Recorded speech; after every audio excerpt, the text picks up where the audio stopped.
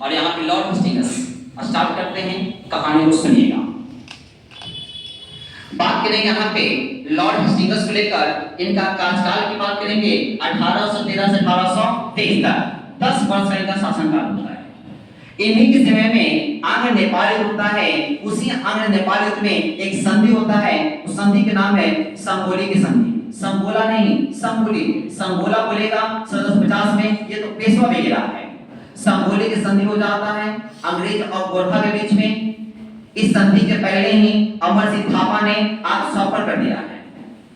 जब यहाँ पे संधि का डेट 1816 में, यहाँ पे सबसे पहले काम करते हैं, एक नाम है टेनेंसी एक्ट लाते हैं। टेनेंसी एक्ट, इस एक्ट में कहा जाता है यहाँ पे कि इसको बोलते हैं कष्टकारी अधिनियम भी बोलते हैं। 1822 में आता है।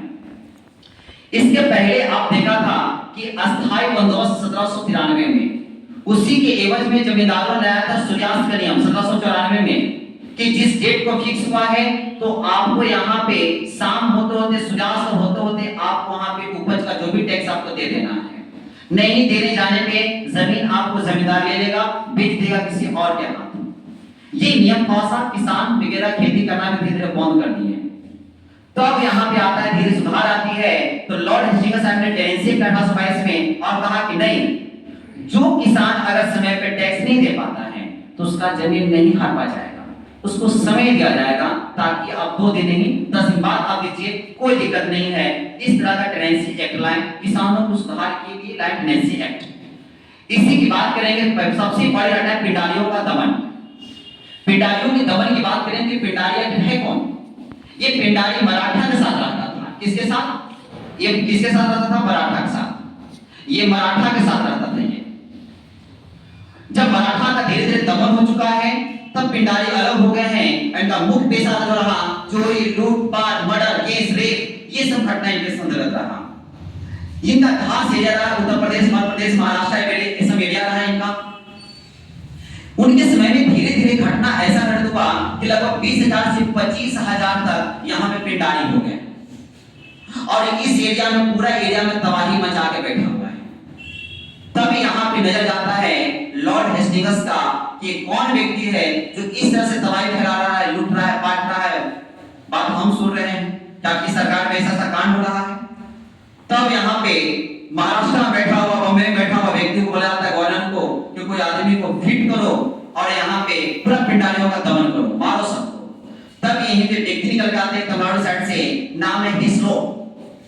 हिस्लो आते हैं और तब यहाँ पे पिंडारियों का दमन करना शुरू। हिस्लो जो देखे हैं इस एरिया से आते हैं और ऊपर से खुद ही चल देता है कौन? लॉर्ड हेस्टिंग्स खुद ही चल देता है। बीच में दाम के मध्य प्रदेश और यूपी वो ये सब एरिया में राजस्थान एरिया भी लेता है। क्या रखेगा?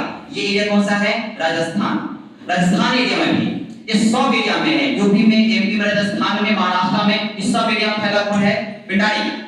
बीच में दबा के पिंडारियों को मारा जाता है और कहा जाता है कि एक बार में लगभग 10,000 पिंडारियों का दमन किया जाता है। धीरे धीरे पिंडारियों का दमन हो जाता है। इन्हीं की बात इंपॉर्टेंट आता है कि प्रेस के नियम में सुधार का नियम आता है। प्रेस के नियम में सुधार करते हैं। प्रेस के नियम में सुधार की बात करेंगे। इन्होंने कहा कि हमने प्रेस को आजादी दे दिया है।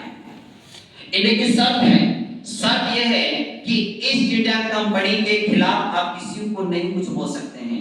कोई भी व्यक्ति अगर शामिल है तो उसके खिलाफ आप आवाज नहीं उठा सकते हैं। दूसरा चीज है, ईसाई का विरोध आप नहीं कीजिएगा। आपको पता है 1813 में एक्ट आता है और उसमें ईसाइयों का आगमन शुरू हो चुका है। परमिशन लिखित बोला कि ईसाई का विरोध आपको नहीं करना है। तीसरा, कि सार्वजनिक और वित्तीय हस्तक्षेप आपको नहीं करना है। सार्वजनिक चीजों पे और वित्तीय हस्तक्षेप आपको नहीं करना है। सार्वजनिक चीज अगर मिले या ना मिले, वित्तीय घोटाला और क्या हो, आपको नहीं दिखाना है। सबसे इंपॉर्टेंट है कि ब्रिटिश के खिलाफ आप नारेबाजी नहीं कर सकते हैं, भारतीयों को नहीं भड़का सकते हैं कि कोई अंग्रेज ऐसा है। आप वैसा बयान नहीं दे सकते हैं जिससे अंग्रेजों के खिलाफ भारतीयों में द्वेष पैदा हो। ऐसा कांड आप नहीं कर सकते हैं। इस तरह का प्रेस के नियम में सुधार लाया।